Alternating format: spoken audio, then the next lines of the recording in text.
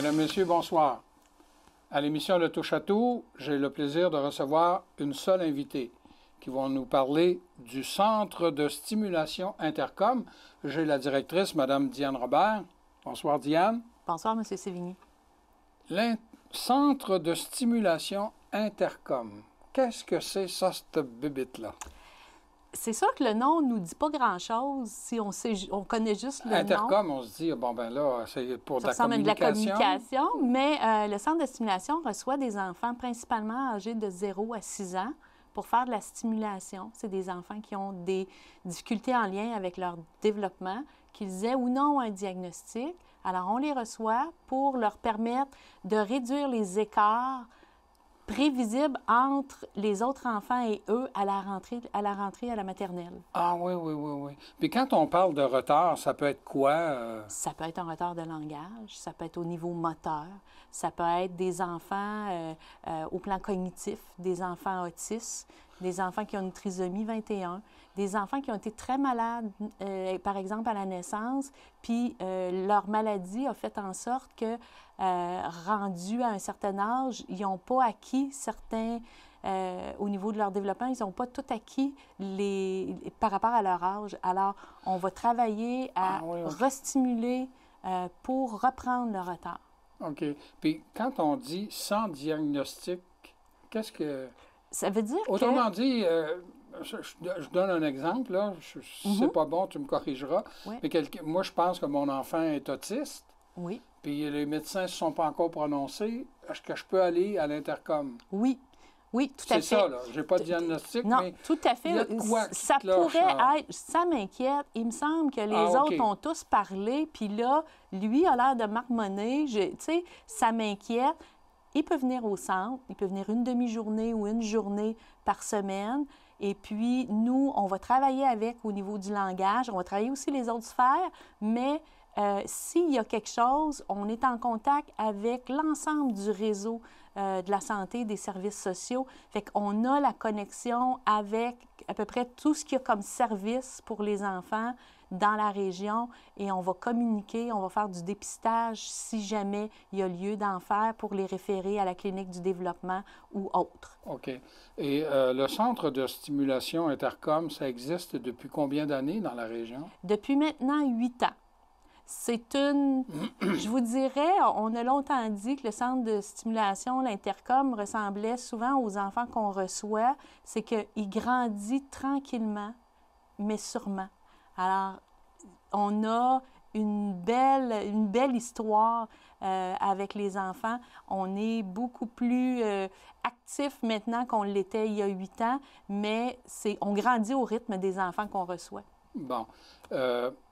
D'où vient ce besoin-là? Tout à l'heure, juste avant le début de l'enregistrement de l'émission, Karine, elle me dit « Ah, c'est une des fondatrices de ce centre-là. » Alors, d'où vient le besoin? Effectivement, il y a 3 éducatrices qui, à l'époque, voulaient partir le centre. Et puis, ça a été très, très difficile et les gens sont venus me chercher, moi et d'autres personnes, des orthophonistes, des gens qui étaient au centre jeunesse et tout ça. Et l'objectif, c'était justement de travailler dans les zones grises, des enfants qui, des fois, vont être diagnostiqués à 4 ans, alors que les gens avaient vu des difficultés avant, mais n'avaient pas nécessairement de pogne pour dire « oui, c'est ça le problème ». Alors, ils ne pouvaient pas rentrer au CRDI, ils ne pouvaient pas rentrer au CRDP ou ce n'était pas suffisant pour que le médecin réfère. Alors, on se disait, il faudrait être capable de recevoir ces enfants-là, recevoir aussi des enfants dont les parents reçoivent déjà des services, mais qui doivent travailler, qui doivent aller à un paquet de rendez-vous, ils perdent de l'emploi, ils perdent aussi beaucoup d'argent. Alors, si on nous confiait des enfants avec déjà un plan d'intervention, ça nous permettait de donner un peu de lousse aux parents pour pouvoir travailler sur les objectifs qui étaient déjà établis. Quand on parle d'éducatrice, là, on parle d'éducatrice spécialisée, hein? Oui, okay. Oui. Nos Puis c'est intervenants. Quoi ça, une éducatrice spécialisée? Là, j'en ai une devant moi, là. Je vous dirais que la première qualité d'une bonne éducatrice spécialisée, c'est d'être capable d'observer des comportements ou des situations pour être capable, à force de les voir, d'être capable de voir en arrière et de dire qu'est-ce qui pourrait ne pas fonctionner pour ensuite mettre en place des objectifs. Alors, c'est ce que font nos éducatrices à l'Intercom. Elles vont observer les enfants à l'aide de différentes grilles, vont aller valider des observations qu'elles ont et elles vont pouvoir situer un petit peu un enfant, mettons, au niveau du langage pour dire que comparativement à d'autres, il serait en retard de peut-être 3 mois, 6 mois et ça permet ensuite de pouvoir continuer. Oui, puis d'essayer de rattraper le temps perdu. Effectivement. Bien, parce que c'est ce c'est qu'on souhaite. possible. C'est ce qu'on souhaite, que Oui. ces enfants-là, puis on le voit, là, tu sais, il y a plein de chiffres qui nous démontrent que les enfants qui arrivent à la maternelle sont souvent pas prêts. Et, tu sais, on a parlé beaucoup des maternelles 4 ans et tout ça. Ça se passe aussi avant. Ça se passe aussi Oui, avant. oui. Fait que l'énergie qu'on va mettre sur nos enfants, c'est notre avenir, puis qu'ils aient ou non des difficultés ou des retards, peuvent jouer un rôle important dans notre société. Puis je pense que de plus en plus, on s'en rend compte. Bien, moi, ça me fait penser, moi, j'ai un fils qui a 44 ans et je m'étais fait un devoir de lire Tout se joue avant 6 ans de Dobson. Oui, Parce que, alors, c'est un peu ça, là. Oui.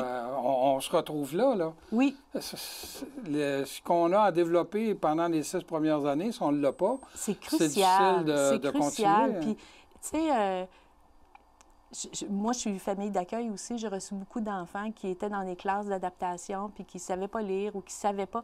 Et puis, je me dis, si collectivement, on prenait le temps d'aider chacun des enfants à progresser et à trouver de quelle façon que ça va rentrer dans son cerveau, cet apprentissage-là qu'il doit faire, bien, on va être gagnant pour l'avenir. On va être gagnant quand ils vont entrer à la maternelle et les années qui vont suivre. Oui. Donc, vous offrez des services depuis 8 ans. Hein? Oui. Bon. Quelles sont les activités que vous avez avec les enfants quotidiennement, si OK. je comprends bien? Oui. Ils vont faire différentes salles. On a dans nos locaux différentes salles qui sont attribuées à, exemple, le langage. Aux socio-affectifs, ils vont faire semblant de faire des choses. Un autre qui va être un peu plus au niveau du bricolage, de la motricité. dextérité, oui, C'est ça. OK. Alors, ils vont faire des exercices là. On a eu, dès le début, une subvention de José Lavigueur avec Opération Enfant Soleil. Ah oui. Et on a une salle qu'on a appelée la salle Opération Enfant Soleil. Et c'est tout des outils pour développer la motricité globale. Ah. Alors, ils ont des grimpeurs, ils ont des espèces de matelas de différentes formes, on a des parcours. Alors, on va aller toucher à toutes les sphères du développement dans une journée pour permettre à chacun des enfants d'aller toucher la sphère qui est plus problématique chez lui ou chez elle. Oui. Donc, si je comprends bien, le personnel du Centre de stimulation Intercom, ce sont des éducatrices spécialisées ou des éducateurs ou c'est des... Actuellement, c'est des éducatrices Des spécialisées. éducatrices On peut spécialisées. avoir des éducateurs qui seraient en formation au cégep.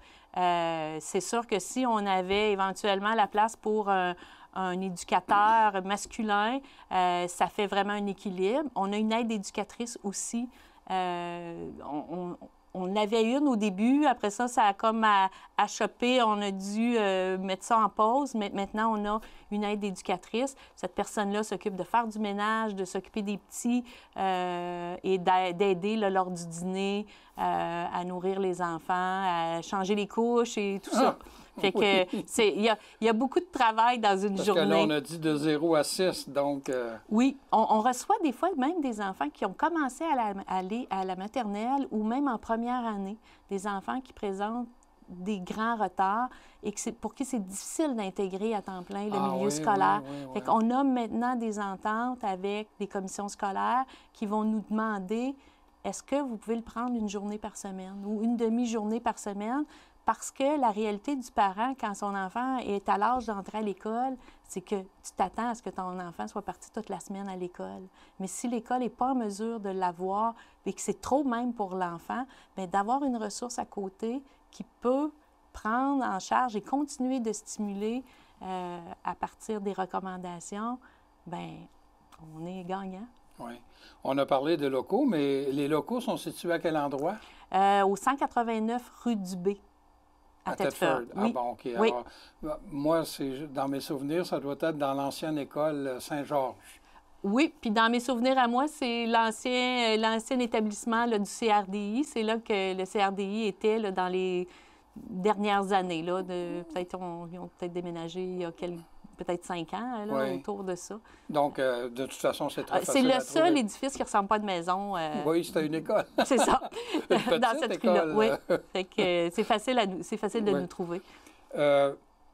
S'il y a des parents qui nous écoutent puis qui se disent, mon Dieu, il me semble que ça me rassurerait si j'allais faire une évaluation de la condition de mon enfant. Je trouve qu'il me semble qu'il devrait parler beaucoup plus, il marmonne. Est-ce qu'il peut y aller? Tantôt, on a parlé sans diagnostic, mais là, Oui, vous oui. ne pouvez pas recevoir tout le monde non plus, là, vous autres. Là. Non. Je vais vous dire que le problème qu'on a actuellement, c'est que souvent, les parents doivent choisir entre le service de garde et le centre de stimulation. Ce qui fait qu'au départ, ce que nous, on souhaitait, c'est de recevoir des enfants des demi-journées ou peut-être une journée complète parce qu'on est conscient qu'un parent qui travaille peut difficilement venir rechercher son enfant sur l'heure du dîner pour l'amener ailleurs. Mais le fait que des parents doivent choisir entre les deux fait en sorte qu'on a des enfants qui viennent 5 jours semaine. L'idéal, un jour, c'est qu'on puisse avoir des ententes où un enfant pourrait demeurer dans son service de garde, venir à l'intercom le temps qu'il a besoin sans que le parent ait à payer des frais supplémentaires ou qu'il soit pénalisé au niveau de son service de garde. Mais le parent qui a des questionnements peut nous appeler et peut vérifier avec nous, mais tu sais, en sachant ça, qu'on est un centre de stimulation, même si on est reconnu comme service de garde spécialisé et on peut émettre des reçus, des relevés 24 pour des frais de garde, on ne veut pas être tagué garderie spécialisée. C'est juste pour les fins d'impôt qu'on a ce tag-là. On est vraiment un centre de stimulation. Si on est capable de se limiter à des demi-journées, une journée complète ou peut-être 2, ça serait vraiment là, dans l'idéal. Oui. Oui. Bon, on a parlé de frais. Est-ce que le centre de stimulation Intercom, vous êtes un organisme reconnu par une instance gouvernementale et est-ce que vous recevez de l'aide financière? Oui, on a été reconnu il y a peut-être 4-5 ans, à peu près, mais c'est que depuis 2 ans qu'on a un financement récurrent. Le premier financement qu'on a eu a été de 20 000 $, mais depuis 2018, on a un financement de 60 000 $ sur des dépenses qui avoisine là, le 230-260 000 par année. Oh. Donc, tout le reste, on doit faire des levées de fonds ou solliciter les gens qui font des levées de fonds pour être partie prenante des bénéfices. Oui, on a 2 fondations qui nous suivent depuis le début, la Fondation Jean Dupéré et la Fondation François Bourgeois, qui nous aident. Et c'est sûr que ces gens-là espèrent qu'éventuellement, n'aient pas nécessairement à financer notre mission globale, mais peut-être à aider des parents à payer les services, ce qui serait vraiment aidant parce qu'on a des enfants qu'on a été obligés de cesser les services parce que financièrement, les parents n'arrivent pas à payer. Et ça fait... C'est triste, c'est cruel. Oui, oui, définitivement, c'est triste. Mais si je comprends bien, les parents qui utilisent les services du centre doivent débourser, là. Oui, ils paient pour une journée 32 $, pour une demi-journée 20 $. Ça leur revient avec les versements anticipés à peut-être ce qui coûte pour une garderie 7 ou 8 $ par jour. Mais si tu fais ta demande à la fin de l'année, l'enfant ne viendra pas assez longtemps pour que tu sois éligible au remboursement anticipé. Donc, tu dois payer le 32 $, puis le mettre sur tes impôts en février-mars pour avoir là un remboursement des frais. Alors que c'est pas possible, pour bien des familles, c'est pas nécessairement possible de faire ça. Fait que c'est la raison pour laquelle on continue à aller chercher puis faire des demandes de financement, des demandes à des groupes qui organisent des activités pour faire en sorte que les bénéfices qui vont être retirés de ça, on puisse les mettre sur la tête d'enfants et non juste sur notre mission globale. Ah oui, OK. Oui. Et parce que là, j'ai bien compris, vous avez à peu près un budget global de plus de 250 000 par année. Là. Oui, oui, tout à fait. Pour faire opérer. Oui. Il y a combien d'enfants que vous pouvez accueillir à la fois? On peut en recevoir 9 à 10 à la fois. Par jour? Par jour, OK. Oui. Et à ce moment-là, ça prend 3 éducatrices, une aide éducatrice. Puis c'est sûr que le personnel, là, au niveau de la direction puis de l'administration, c'est des emplois qui devraient être pas mal à temps plein, mais qui ne le sont pas actuellement.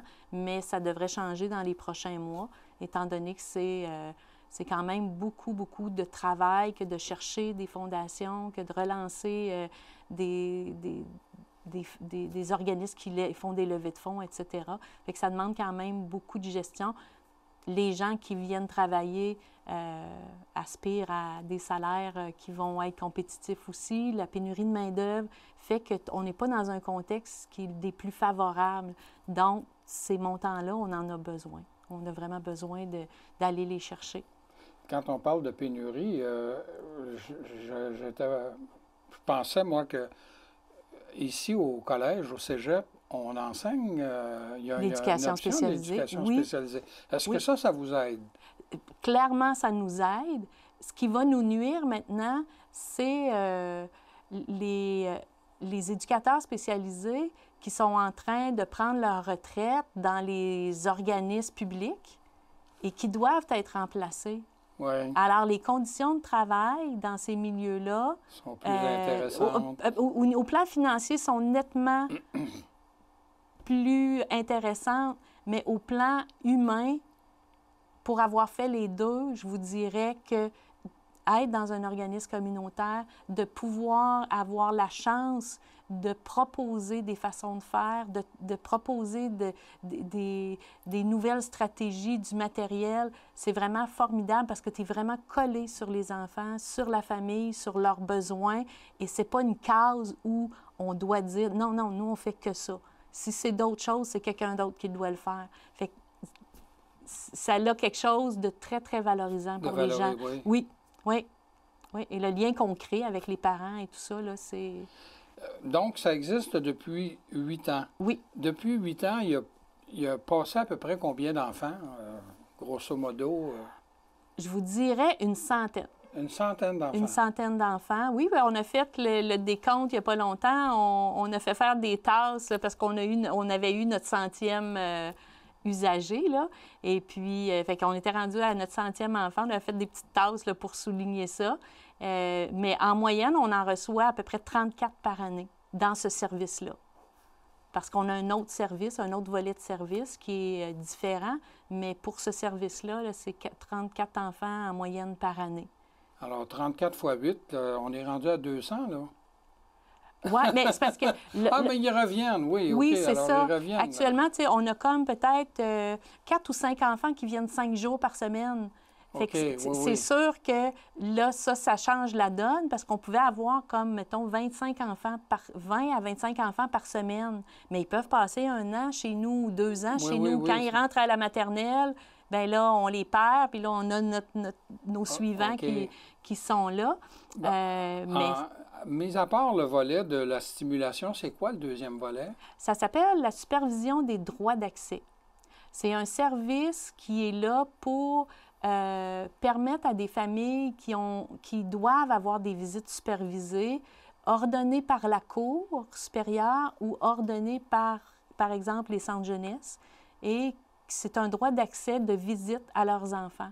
Alors, la fin de semaine, on ouvre nos portes pour recevoir ces familles-là ou permettre à des parents de venir faire l'échange d'un enfant dans un contexte qui va être beaucoup plus neutre et beaucoup plus favorable pour l'enfant plutôt que d'être dans un milieu où les parents qui peut-être sont en chicane ou qui n'ont pas le goût de se voir n'ont pas la chance de se dire quoi que ce soit. C'est que l'enfant est amené avec un parent et quand le parent gardien s'en va, l'autre s'en vient. Fait qu'on a un système où les parents n'ont pas à se côtoyer pour faire l'échange de leur enfant.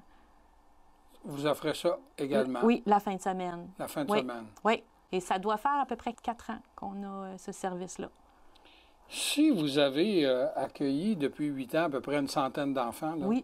est-ce qu'il y a des enfants là, que vous êtes capable de suivre, dire, hey, les autres, quand ils sont rentrés, ce jeune-là, quand il est entré, il y avait tel déficit par rapport à la normalité, qu'on peut dire, puis aujourd'hui, quand on le regarde aller, il est rendu à tel endroit. Est-ce que... Il faudrait suivre nos grilles. Tu sais, la seule chose qu'on a, c'est des parents qui reviennent nous voir et qui nous témoignent ou bien qui disent « Hey, vous avez écrit que vous aviez besoin de quelqu'un pour venir peinturer, je vais venir. Ouais, comment il va ton garçon? Ah, Oui. écoute, ça va bien, puis là, il est au régulier ou tout ça. » Tu sais, on ne les revoit pas tous, mais ce qu'on sait, c'est que il y a des choses que cet enfant-là a acquis le temps qu'il est venu chez nous qu'il n'aurait probablement pas acquis s'il n'était pas venu. Et ça, on a cette conviction-là que c'est quelque chose qui va aider vraiment ou qui aide vraiment les enfants. Est-ce que ça change tout leur parcours au niveau académique? Je crois pas, parce que si tu nais avec une déficience intellectuelle, tu vas quand même avoir certaines difficultés, mais peut-être que tu vas peut-être être un petit peu plus prêt à rentrer à la maternelle et à suivre un groupe Parce que, quand tu vas être rendu là. Malheureusement, moi, j'ai une amie qui a enseigné au-delà de 30 ans en maternelle. Oui. Puis elle nous disait, là, il y a des enfants qui arrivent dans ma classe, puis ils sont pas prêts. Oui. Puis là, elle avait du rattrapage à faire. Donc, là, c'est là qu'elle pourrait intervenir l'intercom. Oui, oui, parce que même, on avait dit, si vous voyez... Tu sais, c'est sûr que l'aspect financier, c'est la grosse affaire chez nous, OK? Fait qu'on ne peut pas développer plus, tu sais, que ce qu'on développe actuellement, mais c'est clair que dans nos pensées, on souhaiterait être en mesure de pouvoir avoir une éducatrice volante à un moment donné qui s'en va dans une école, qui prend une demi-heure ou qui prend 1 heure dans le cadre du service de l'intercom et travaille certains aspects du développement avec des enfants. Ce serait magique là, de pouvoir faire ça parce que je le sais que c'est gagnant. Puis tous les gens, pour avoir suivi des enfants, même dans leur école, à l'époque où je travaillais dans le réseau de la santé et services sociaux, on voyait la différence que ça avait d'avoir une personne qui vient puis qui vient travailler ce qu'on t'a dit, qui n'avait pas acquis encore et pour lequel il y avait des difficultés qui l'enfargeaient pour la suite des étapes. Oui. Parce qu'à partir du moment où le jeune qui entre à l'école a déjà un boulet au pied, c'est difficile de lui enlever, puis le boulet devient de plus en plus lourd. Hein? Oui, malgré les efforts que les écoles vont faire quand ils sont rendus là, parce que tu as quand même une classe à gérer, puis on le sait qu'il y a plein de types d'enfants qui sont dans ta classe, qui se retrouvent, puis ils ne sont pas rendus à la même place. Puis on le sait que c'est différent, les enfants d'aujourd'hui, que les enfants d'il y a, mettons, 20 ans, à la rentrée à la maternelle. Moi, pour avoir travaillé beaucoup avec des enfants, on voyait beaucoup plus dans les dernières années des enfants qui ne réussissaient pas à bien vivre une maternelle. Tu sais, autrefois, je ne sais pas qu'est-ce qui s'est passé, mais puis les études le démontrent aussi, qu'à l'entrée à la maternelle, il y a un paquet d'enfants qui ne sont pas prêts. Là, ça fait plus de 20 minutes qu'on parle du centre de stimulation à l'intercom. Et je suis certain qu'il y a peut-être des gens qui nous écoutent puis qui nous disent, mais mon Dieu, moi, j'aurais quasiment envie ne serait-ce que d'aller consulter au moins pour une fois. Donc, on va sortir toutes les panoplies de quelle façon? Bon, alors, on a dit 189 rue du B à Thetford. Vous avez un numéro de téléphone. Oui. Alors, Luc va se faire un plaisir de le mettre en bas. Là, c'est le quoi déjà? 418 755 0309 0309 sur un site web.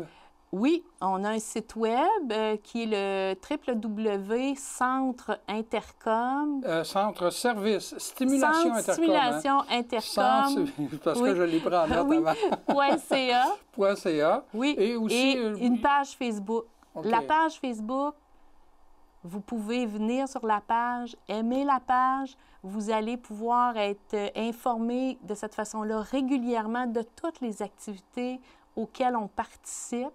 Vous avez un accès sur Canadon.